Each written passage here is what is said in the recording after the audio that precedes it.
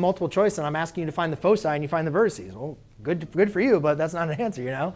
So I mean, it's what, I mean, but if you want to do something that helps you understand something, great.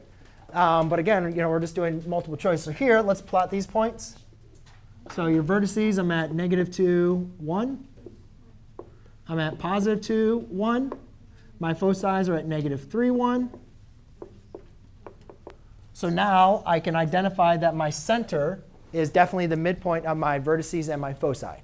And that makes sense, right? Because we've talked about that's for an ellipse. It has to be in the midpoint.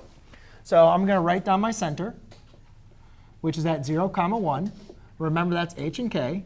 To write the equation, all I need is a squared, b squared, and hk. So I know a, which is the distance from my center to my foci. Again, this is a horizontal transverse axis. So I'm going to go 1, 2, 3. So a is equal to 3. OK. A is the distance from your center to your vertice, which is 2.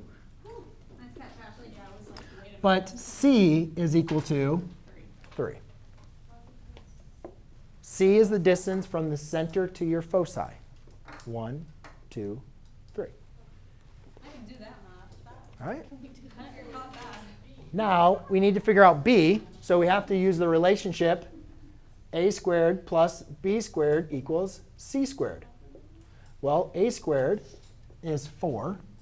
C squared is 9. So I can have 4 plus b squared equals 9. So therefore, we can say b squared is equal to 5. Do we need to solve for b?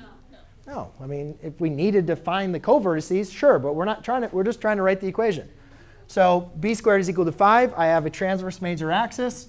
So therefore, I'm going to have x squared over my a squared, which is 4, minus y minus 1 squared, because that's my k. It's y minus k, over my b squared, which is 9, equals 1. It's 5. Thank you.